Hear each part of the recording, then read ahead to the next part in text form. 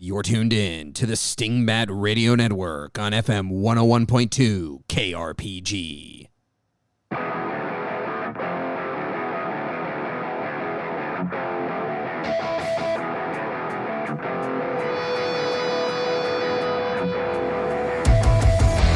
Welcome to Dungeon Master Diaries, a podcast about Shadowdark and other role-playing games, where two GMs talk about their experiences at the table and hopefully give you something useful that you can take to yours. On the show today, we discuss...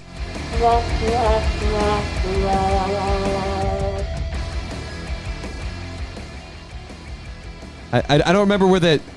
Jody, I'm lost. I'm lost with my soundboard. Just do it. We'll do it live. Hello there, sages and adventurers. My name is Matt. With me, as always, is my good friend and GM colleague, Jody. Jody, how are you doing today? I'm good. You know, that was kind of a mess, but we got through it.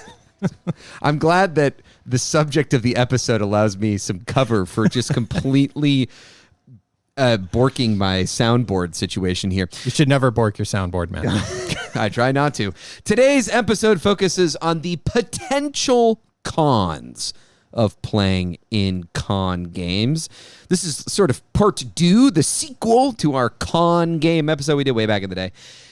So Jody, take us to the sad trombonist of tables. I get to.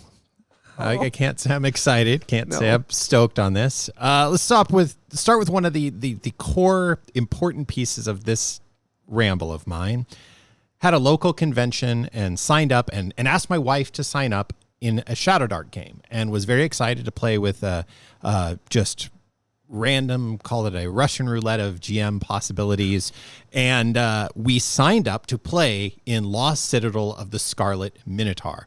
And I've been critical of this adventure in the past and thought, I'm going to play in it, and totally unknown people, nobody at the table will know my particular biases or proclivities, and that's going to be great, and I'll just get to see the adventure. And for those of you going like, yeah, but you know the whole adventure, I really don't. I know one of the entrances, sort of, and the Minotaur, because that's the whole shtick. I remembered those two things, but otherwise I was like, I have no idea what else is going on out there.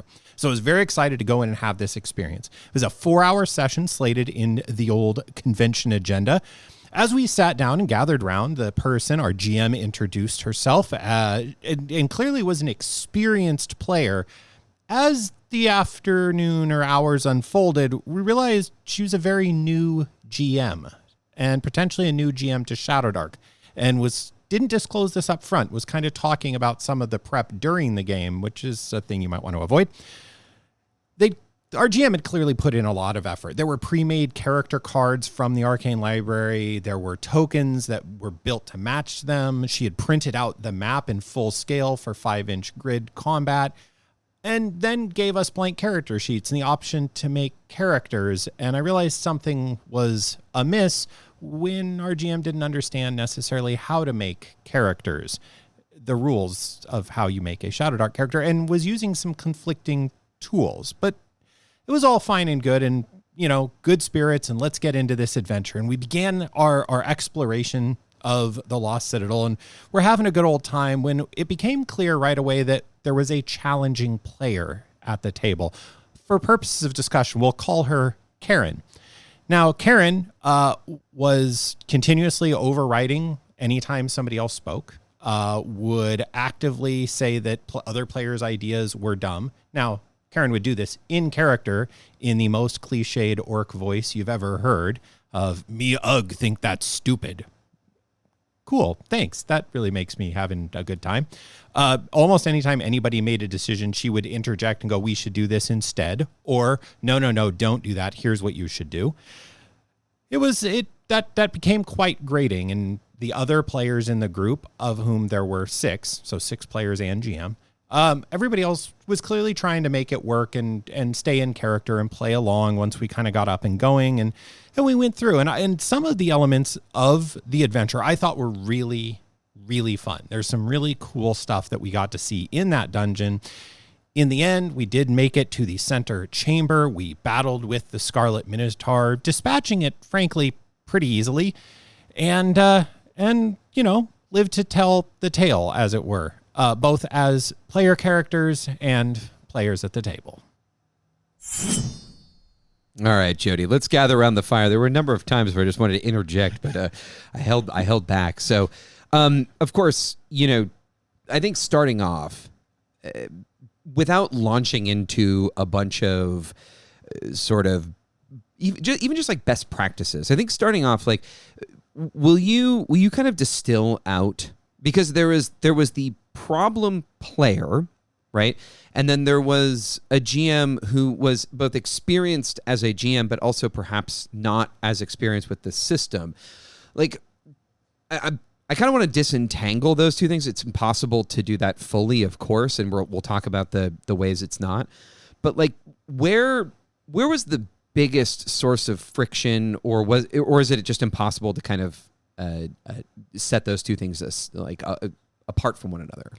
I'm going to use a teaching metaphor, but I think it will resonate with anybody who was ever in school, unless you were the kid I'm about to talk about. But as teachers, Matt, you and I are acutely aware of if that one kid would just be absent once, and they're freaking never absent, and then it happens, and little Tommy is absent finally one day. And the amount of material you get through and the thoughtful conversation your class has, the discourse that is elevated to because Tommy was not there, flicking boogers and punching his buddies and being a nuisance for an hour and a half or whatever it is amazing. And then Tommy comes back and you just fumble through and you get things done and it's fine.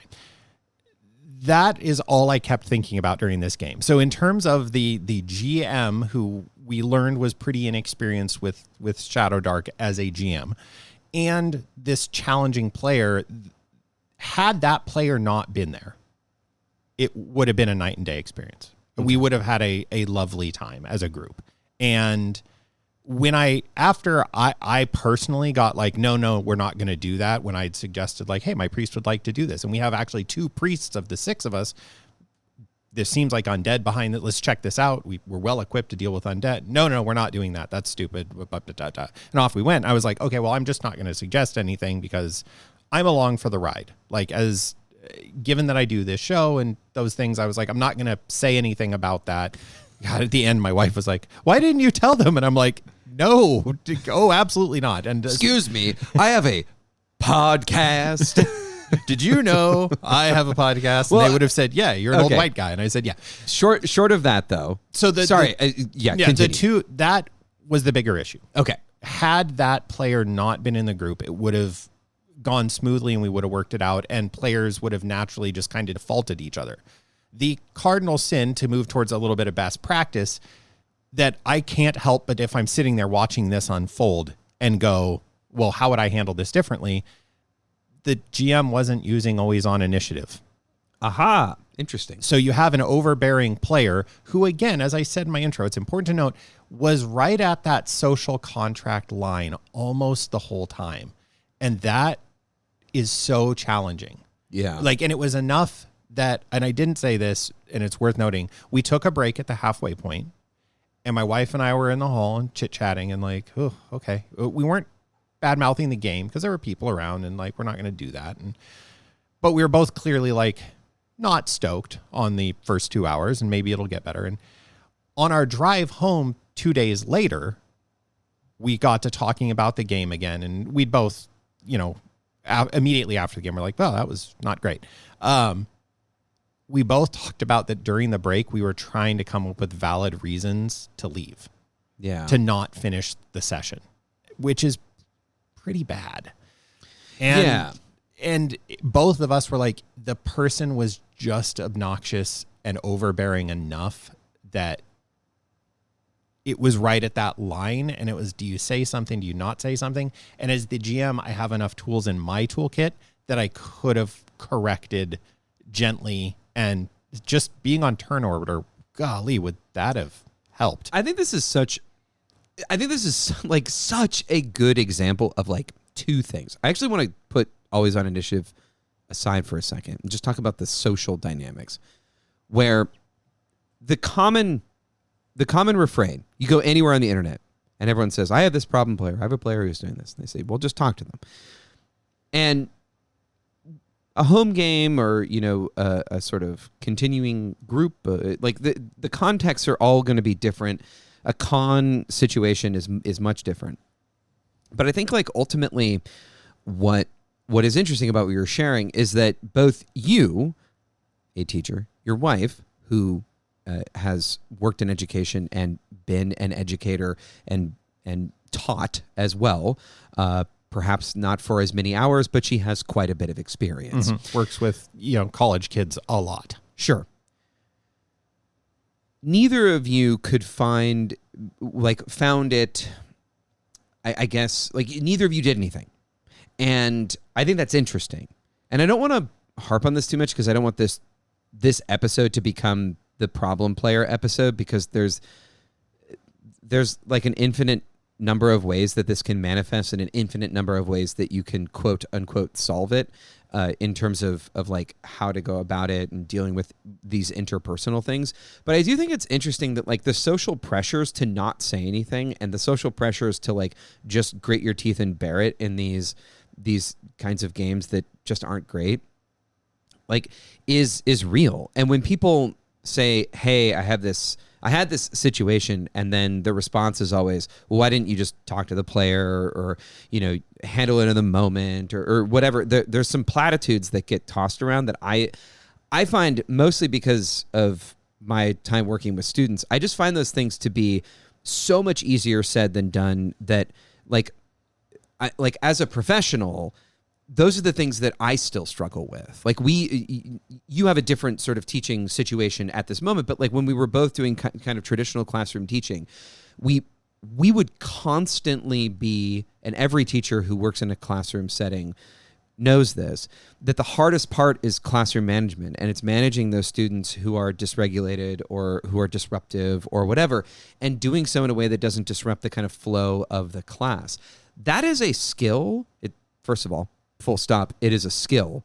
And second of all, it's really, really hard, and it looks different every year for every single student who needs you to either stand next to them so they do their work, or to remind them to be participatory, or and then comma, etc., ad infinitum. Yeah. And so I don't know that there's any solution to this, and I don't even necessarily. You can respond if you want about like why you didn't say something or whatever, but you kind of already covered that. But I do think that it's like just worth mentioning here that it's really hard to interject, especially when you are not the person at the table who has the quote unquote power. Right. And I would imagine, if I may just take a guess, that you didn't want to step on the toes of the GM. No, I was actively going into that game, one, exactly as you said, not wanting to step on the toes of the GM. And so at the point we were generating characters and there was some misinformation and misalignment about how things were getting done. Yeah. That were creating actual problems just about how do we get our gear onto our character sheet. Like that was where we were falling down. Like, how do you purchase gear? Yes. Okay. And there were there were three separate answers given, and that's a problem. That creates an issue. That's going to create some friction. Also, there was the in hindsight. So you went to the effort of making glass domed beads that match, which are very cool, and then they match the pre-printed hard copy pre-generated characters made by the Arcane Library. So you had that matched pair, and then said, or you can make characters of your own. Of course, they're gonna what the heck are we doing there? Okay. So that was that was when I went, oh, we have a problem, because I'm going to go back to the problem player. Put a pin in the GM says, or you can do this, because I think that we both want to talk about that. But go ahead. Well, just to wrap or expand on the exactly as you said, as classroom teachers, it is a skill to learn how to mitigate those students and to work through those relationships and manage that workload. And that authority piece is, okay, cool. It is my classroom. I do not prescribe to and I have met one teacher who can make this is our shared classroom work. And they were a high level varsity basketball coach. And so this is our shared, nobody bought it because coach, very good educator. So what do we do as teachers to address those issues and to learn that skill? You rely on structure.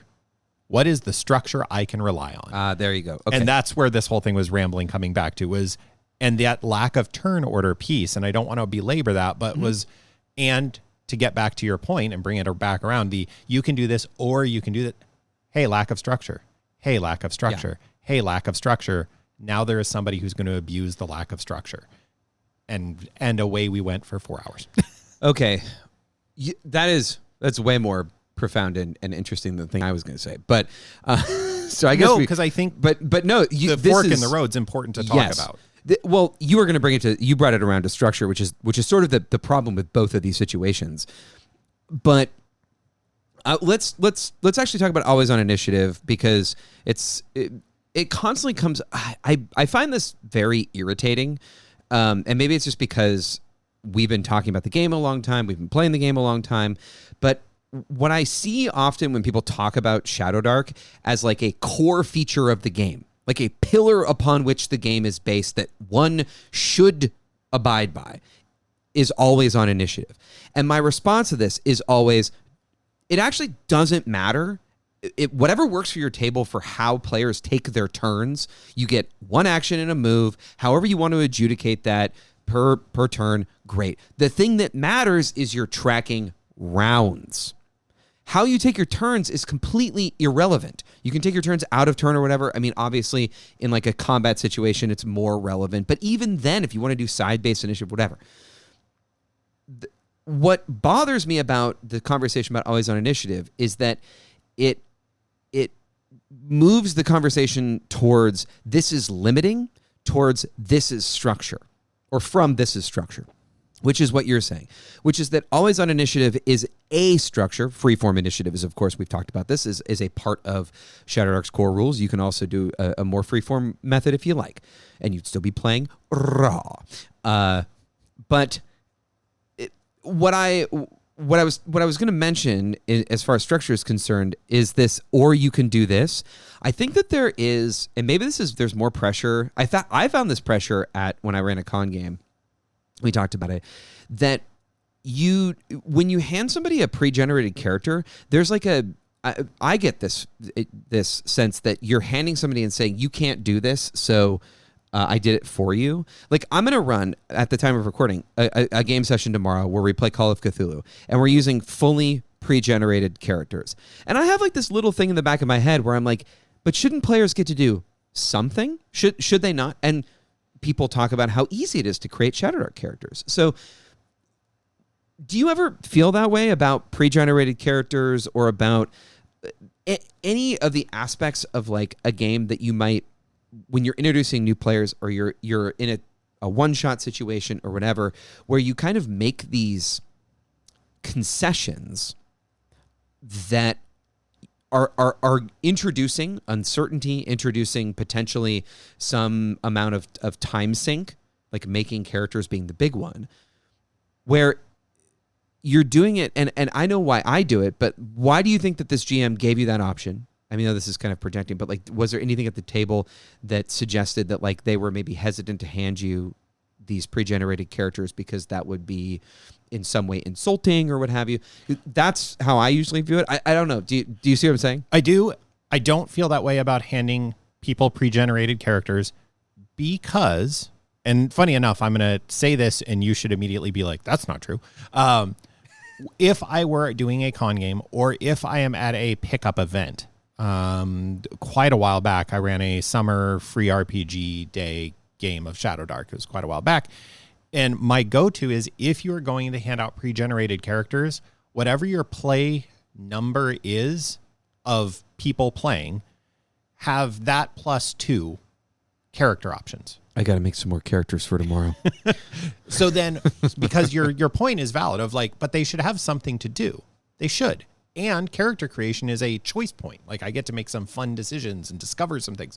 Well, if you hand them a pile of character sheets and go, choose amongst yourselves, which you just recently did in a Blades in the Dark game for us. Yeah.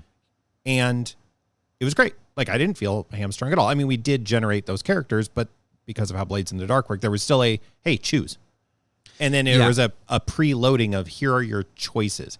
Now, to the other question you asked about this particular GM, I don't think they saw it as an issue. Like, they didn't see the problem with doing it, of giving the options. They just were like, more options, more good.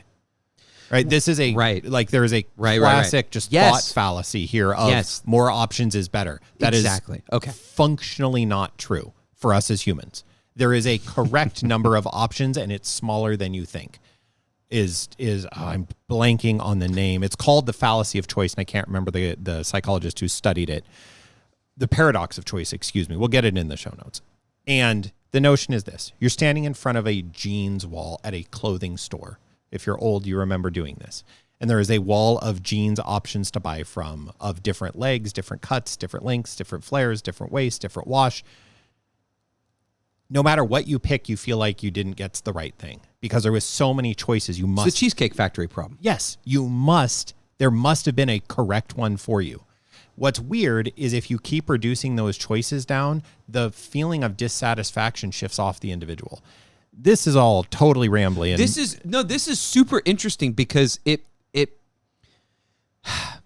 don't want to go down a rabbit hole. But it's just a fallacy of GMs go, give people lots of choices. Yes. No, that's not true. Unlimited choice is bad. This is my personal belief about the discussion about more classes and stuff, is the more things that you add to the game that are not driven by what happens at the table. Like if you need a new ability and it gets generated through learning at the table, I'm all for it.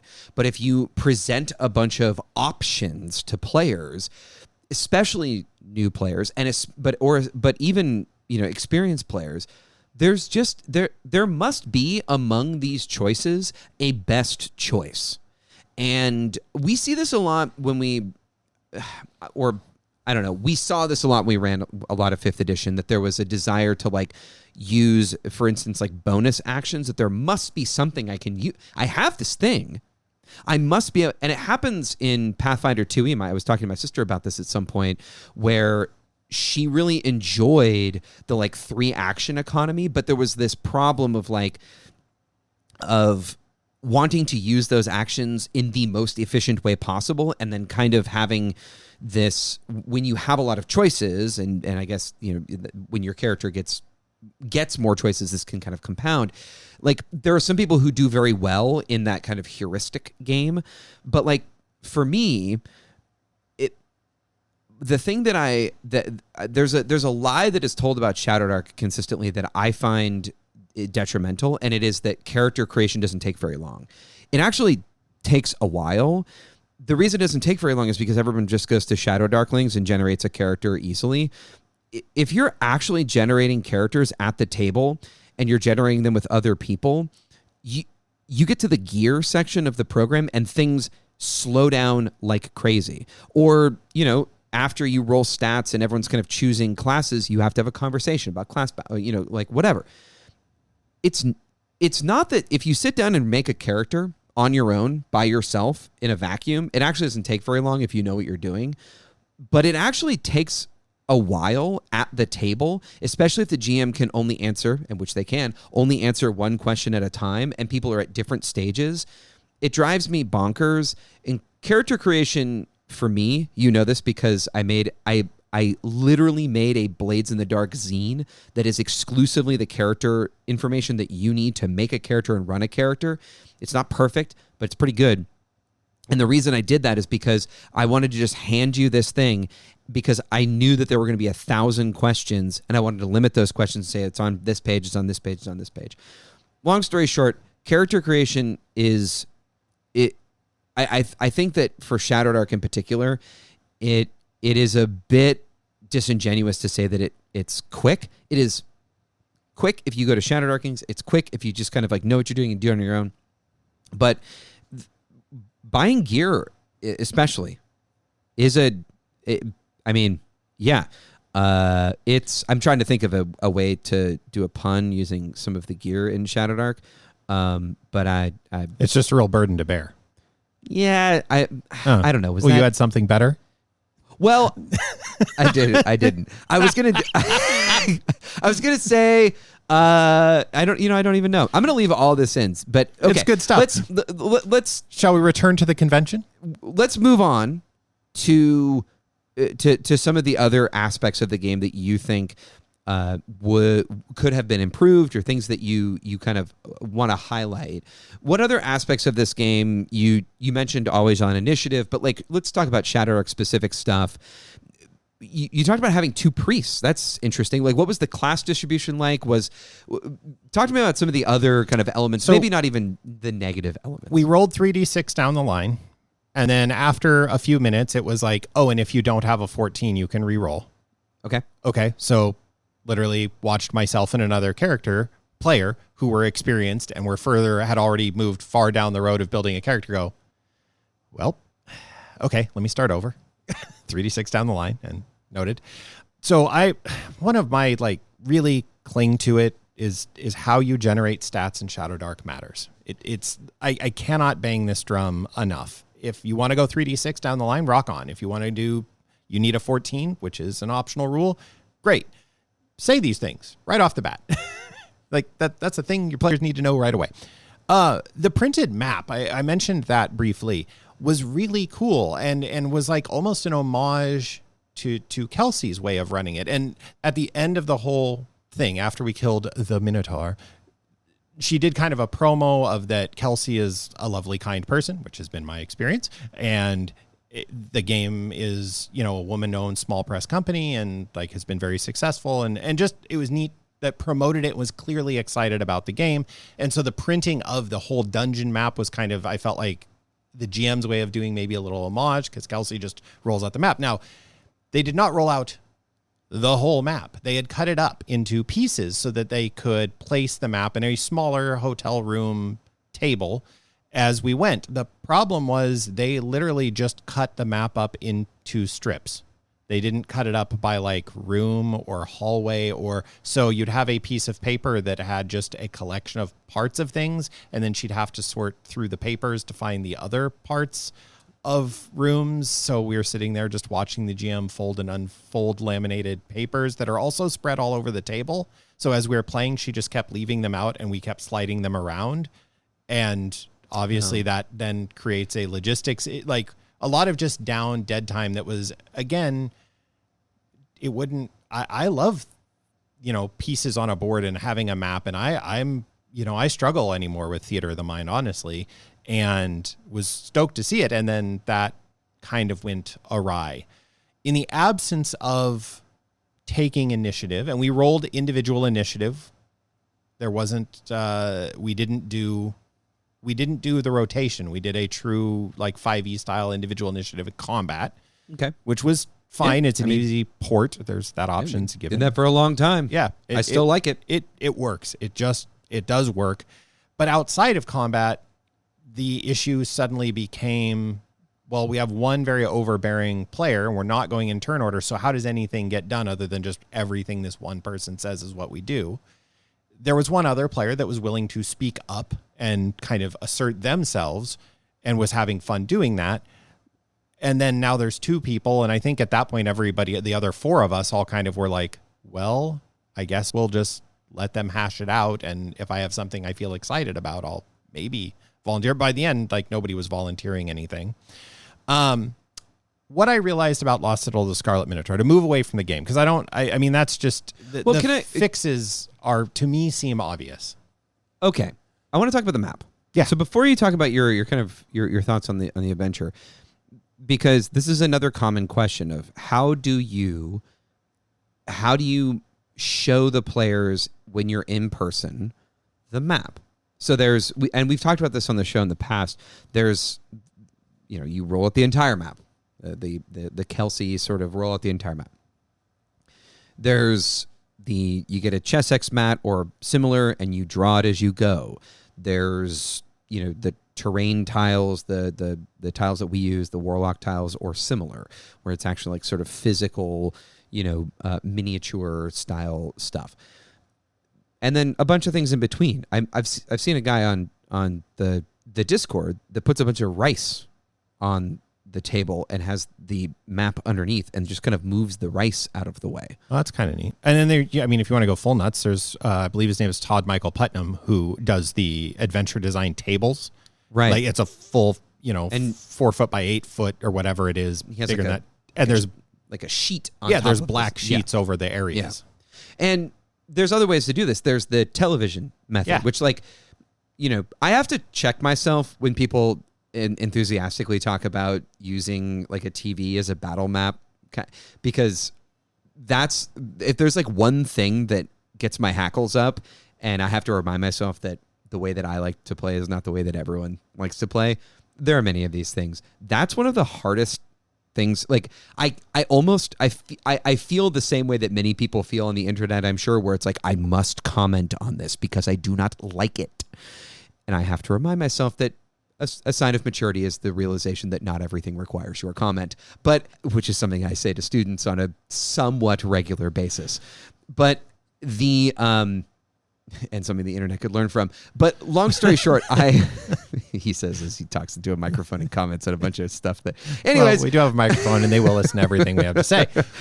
So I just wanted to make mention that like there's a lot of ways to do this, and that's an interesting one. It didn't seem to work, but I give any GM credit for trying to unfurl and reveal a map in a new and interesting way. I mean, quite frankly, like I haven't perfected it. I think that every map deserves, like if you're in a cave system that's a pain in the butt to draw, like that's different than if you're drawing squares and dungeon, the dungeon is all boxes.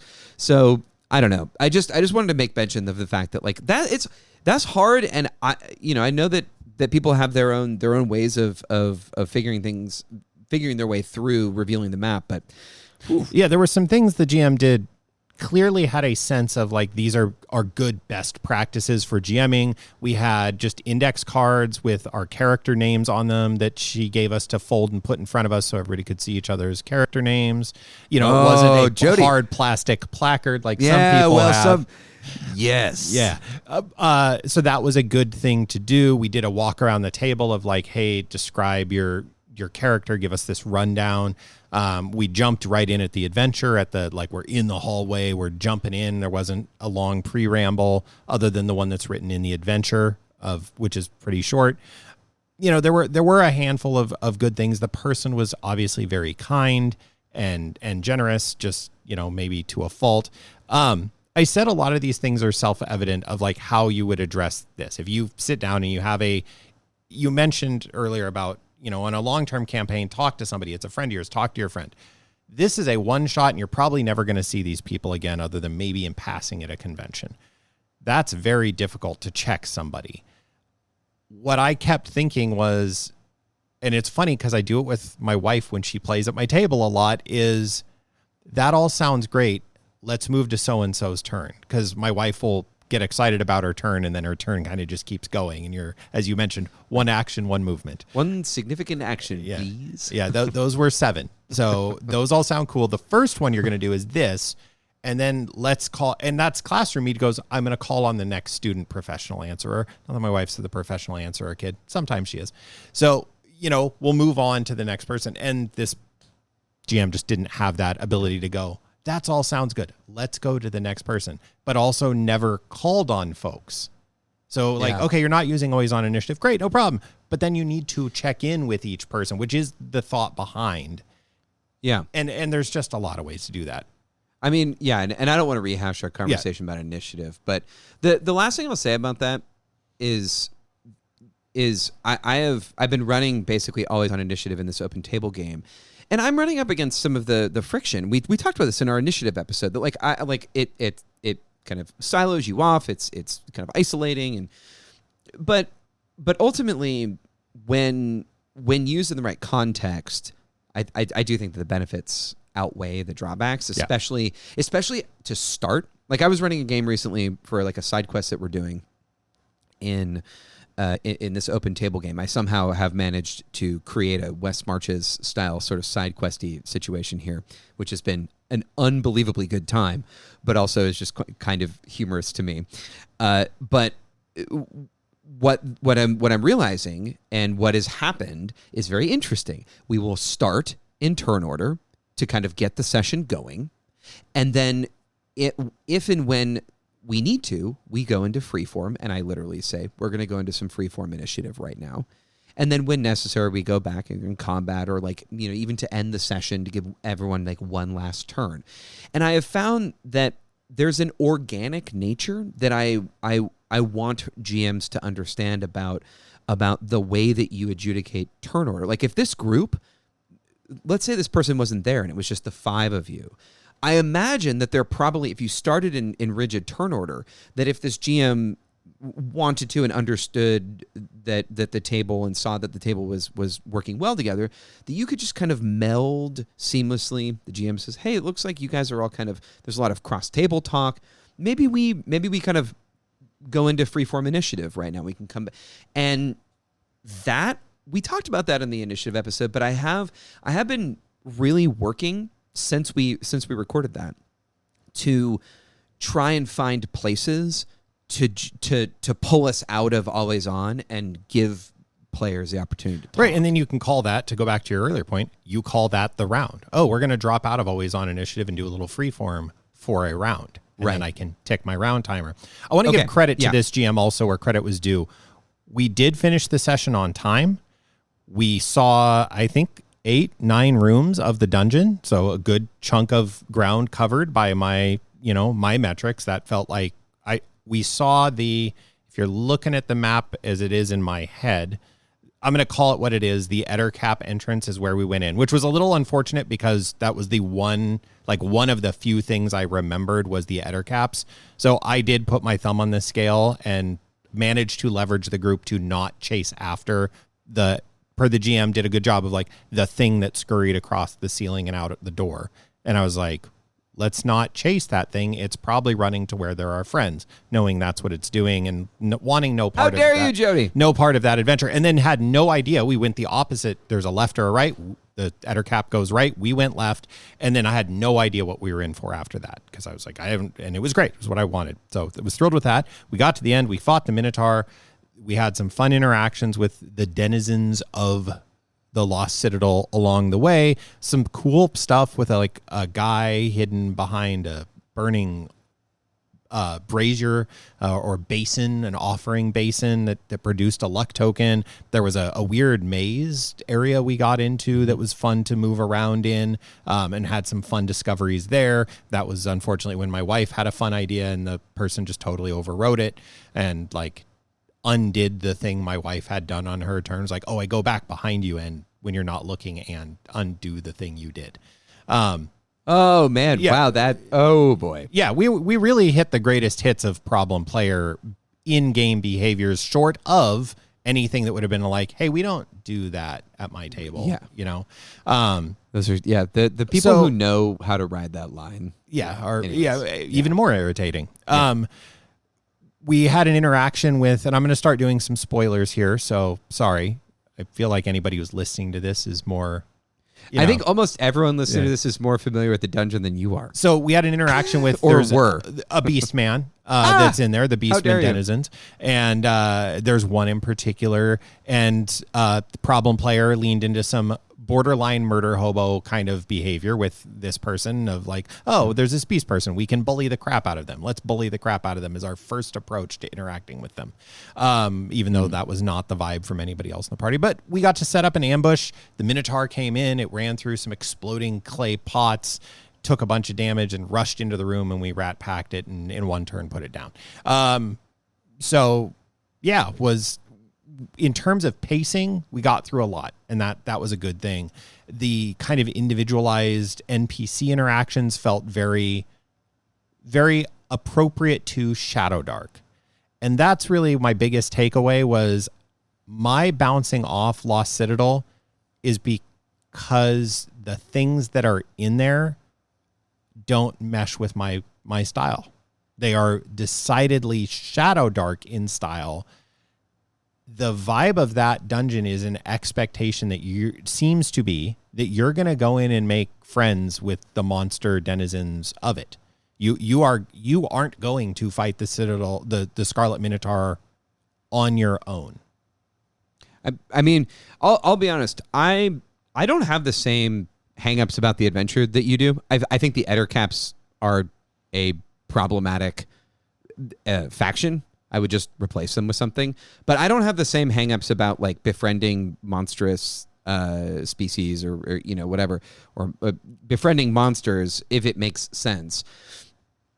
So I don't think we've ever necessarily fully agreed on this, but like say more about specifically like your sort of your hangups or the reason that this isn't why can't we be friends with orcs? My answer to why we can't be orcs are problems because of recent Seattle-based company problems. No, I actually don't want you to say anything about that. What I want you to talk about, maybe this comes up, but that's not what I'm asking about specifically. What I'm asking about is like, you say that there's an expectation of this. In having read the adventure a couple times, but not run it, I didn't get the sense that there was an expectation for that. I thought that the factions were there. To me, this feels like something that you would really enjoy because the factions are the factions are the factions. The world is the world, and the player's going to do what players are going to do. For whatever reason, this feels like a sort of tables turn situation. Like, what gave you? Was it the way that the GM presented those factions? Was it the reaction rolls? Like, what gave you the? I'm not sure reaction rolls were being used. So there's that. Okay. I don't think we did that. What gets me about that dungeon and in my interactions and having read, again, the Ettercap one, and then in interacting with the Beastmen being like, oh, the dynamic with the Ettercaps and the Beastmen communities seem to be very similar.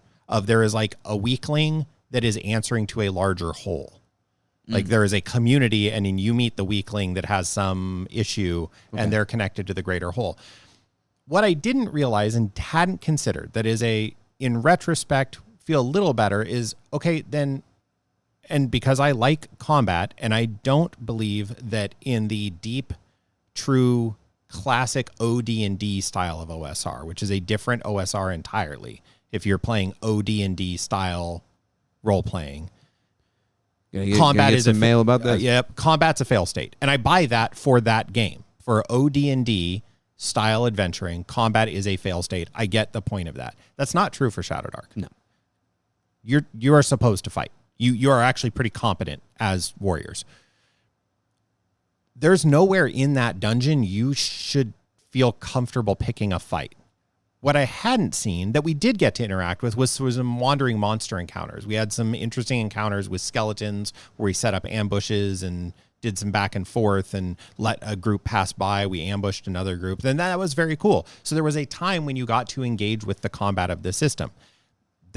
Why am I pro combat always comes back to because I get to hit things with a sword. I get to blow things up with magic bolts. I get to just repel something and tell it no, and it has to listen.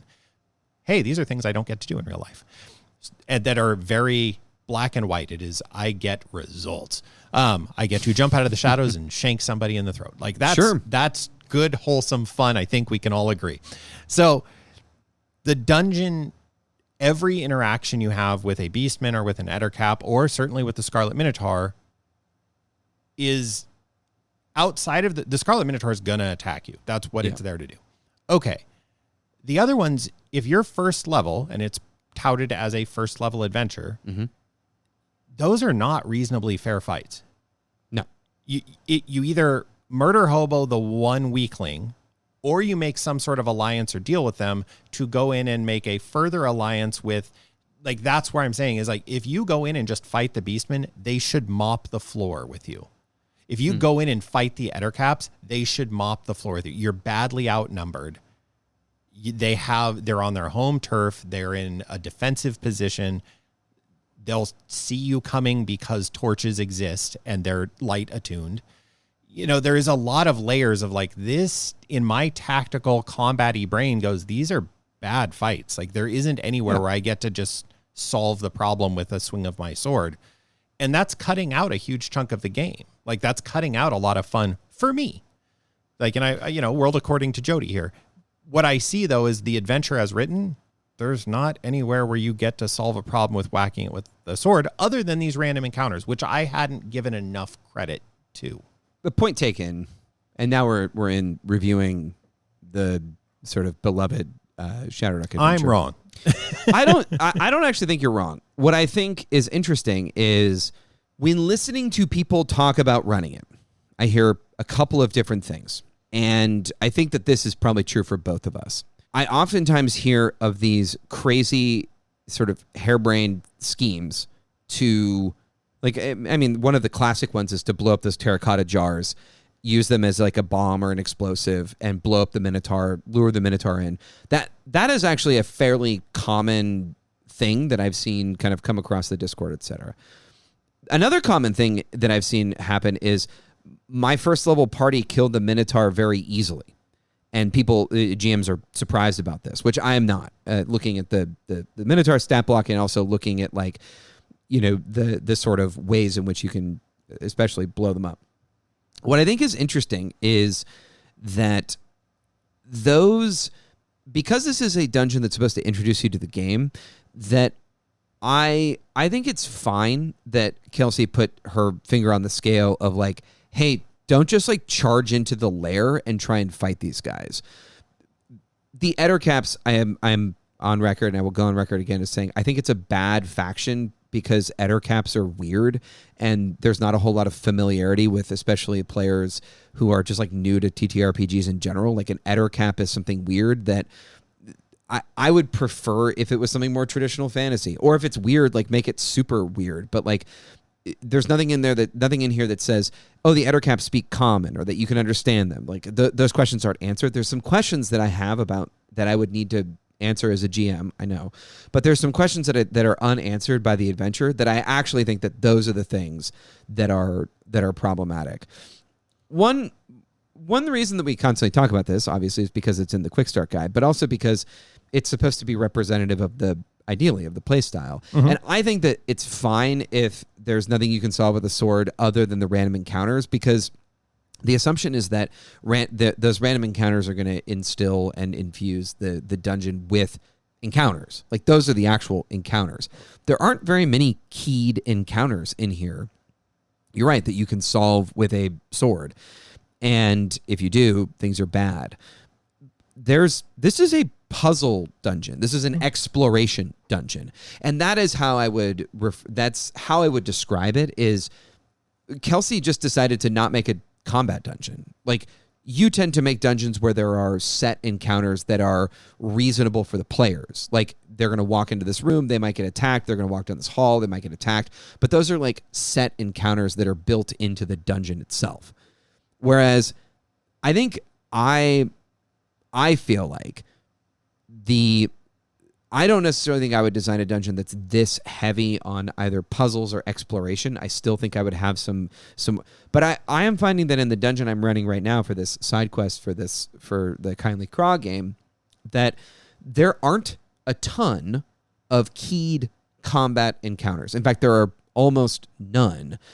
What there are a lot of really bad random encounters. And if any players are listening to this, the random encounter list is getting revamped because lots of things have happened and we've churned through a lot of encounters, some of which they have seen, some of which happened far away. So the encounter list now needs to be re-upped.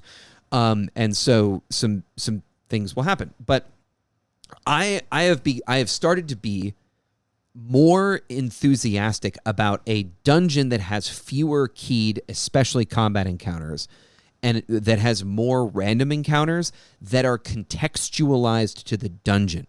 So instead of 3 orcs are on patrol, it's 3 orcs are on patrol arguing about the best way to ambush the party. Right. And they're, roll 1d6.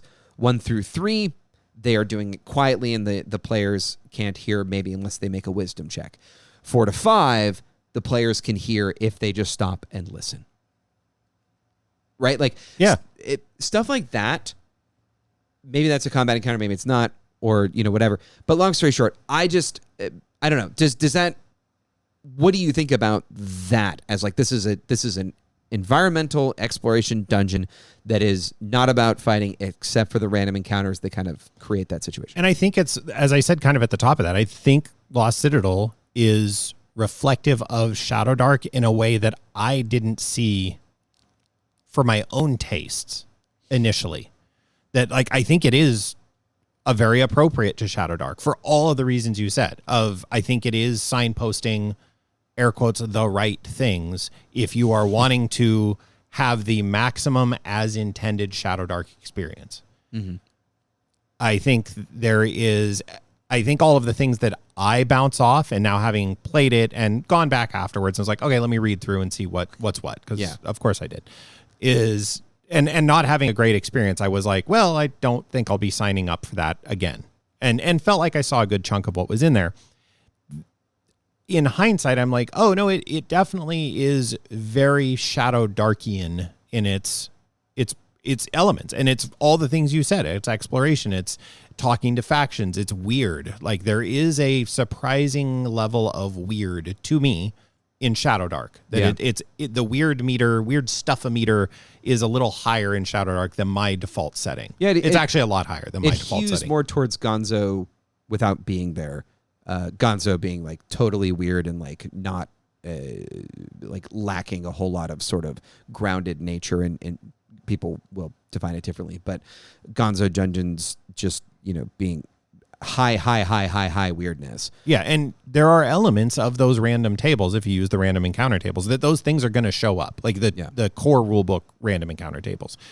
So yeah, I feel like I have a more well-rounded opinion of the Lost Citadel of the Scarlet Minotaur now that I'm glad I have. The cost of getting there was steep. And legitimately, you mentioned the Eder caps. I honestly feel like if I ran that adventure, I'd probably just take them out entirely and create some sort of transient threat that could be fought through or around or interacted with in a similar way, much like the 3 orcs you described, because those 3 orcs present options. I can listen to this. I can ambush it. I can bypass it. 3 orcs I could fight that. We're a group of 4 or 5 or 6 first level folks. We'll take that down, no problem. Might get banged up a little, but we should be okay. That's great. I love stuff like that. I think, and that's where I go, that's a problem you can solve with a sword. That being taken out of the mix in that dungeon until you fight the Minotaur, which is, I don't know, like maybe my GM brain is too strong in this direction, but I'd like to see the Minotaur be terrifying. And I hear the same stories you do of, oh, we had all the Beastmen gang up on him. Oh, we jumped in and blew him up with vases. Oh, we created a faction war between these 2 factions, and then we got the Minotaur to do this thing. And like, there's always an answer that feels like, so when was the story where the Minotaur just like mopped the floor with people? Well, it's when people just ran in and tried to fight it. Yeah. Which is, again, this is a learning dungeon. Right. And you shouldn't do that. And I don't know. Part of me is like, I don't know. Isn't it like its temple? And it should, I don't know. I just would like to see the Minotaur genuinely be a little more terrifying. Is that a great sales pitch for a game? No. But if I run it, I can make it that way. I can do damage to the Shadowdark community. You would make it so that the Minotaur could not be like, would not die if it was like, could not be blown up by the terracotta pots or... Not easily. Not easily. Okay. And most of the stories I hear seem pretty easy. We just set them behind a door. That's how we did it. We literally just set the terracotta pots behind a door. And it charged through the door and blew up. Okay. I mean, I don't know that I don't. Here's the so shaking or striking jars causes it to shatter from sulfuric gas buildup, DC 12 Dex check, or 1d4 damage, possible chain reaction. I'll be honest. I think the dungeon does a good job of teaching you that lateral thinking and problem solving is the way to success. I also think that Kelsey has been working on this dungeon for a long time. It was designed to do a very specific thing. And I think, honestly, it's designed to make 5th edition or D20 modern D20 fantasy players' lives fairly miserable, right? Like not miserable and it's designed to teach you that you shouldn't just waltz into a fight. And so I would imagine that there's a finger on the scale for the set encounters, that those are meant to be telegraphable easily and also punch you in the face bad. Whereas like 1d6 skeletons, 1/6 of the time you're going to get one skeleton. And even if you get 6 and you have a priest. Right. And so the random encounters are totally fightable. They're all fightable. And as I said, that was a thing I hadn't given enough credit to. Okay. And one of my tenets of GMing is like, I want to challenge my players. And for me, this dungeon seems weirdly not challenging. That is an interesting place to leave off. And so let us take a quick break, hear from a sponsor, and we'll be back to wrap up the show. All right, Jody. We have a lot of sponsors for this show. You know that. Our listeners know that.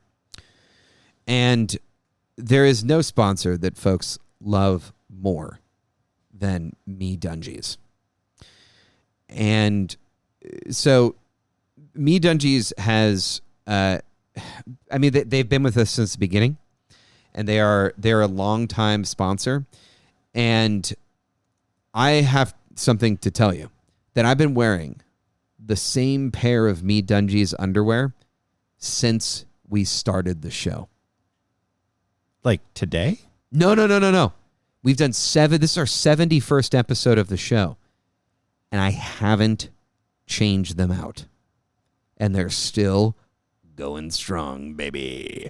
There is not I don't want to get into the nitty-gritty details, but let me tell you, there'll be some grit. They are as fresh as the day I put them on, because these underwear will keep up while you're doing anything. If you're gardening or being chased by the Scarlet Minotaur, you could do both. You could do both in the same day, Jody. You could do both in the same, I don't know how long we've been doing the show.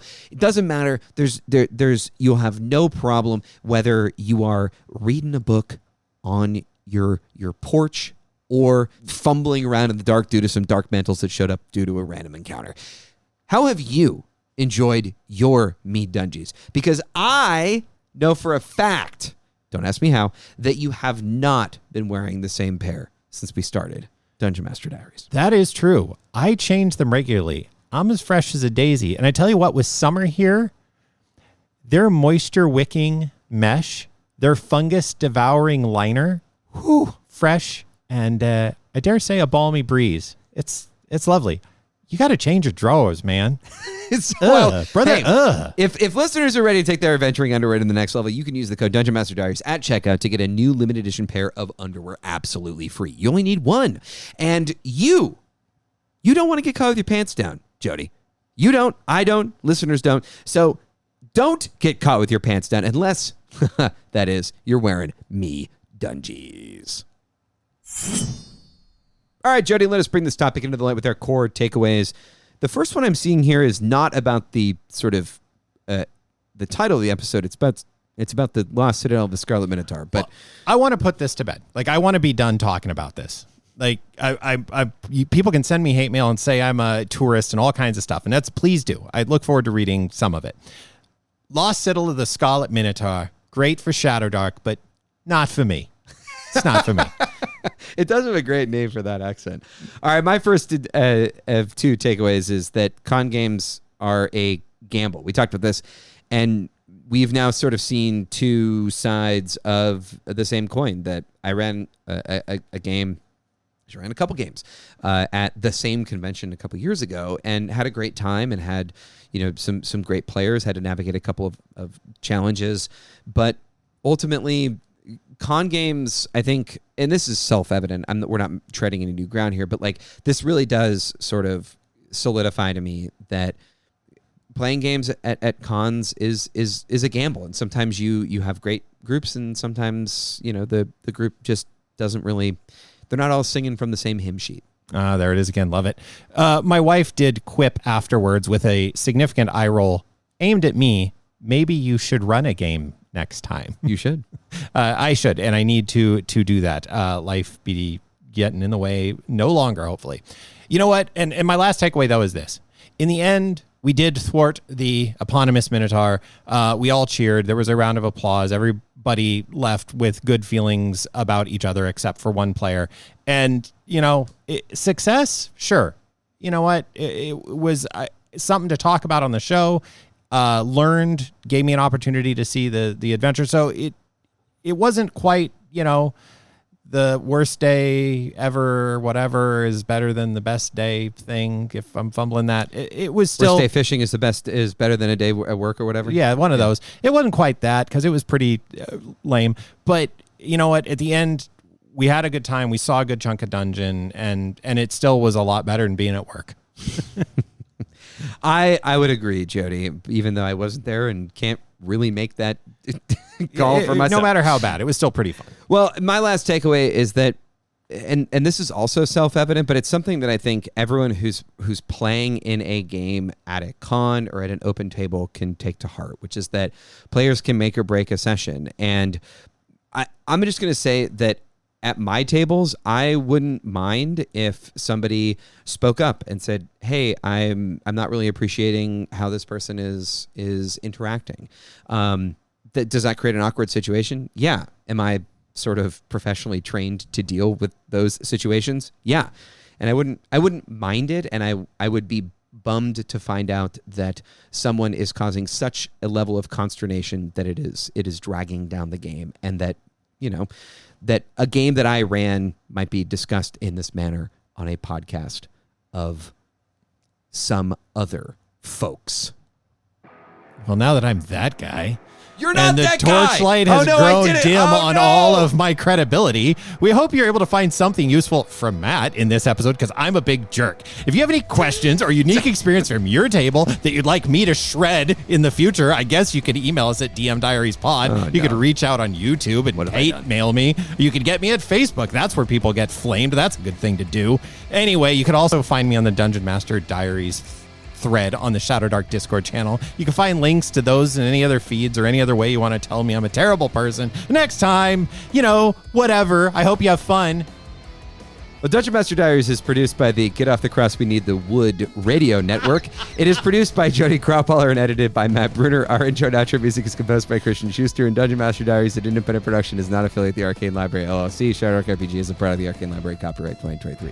Seriously, get down.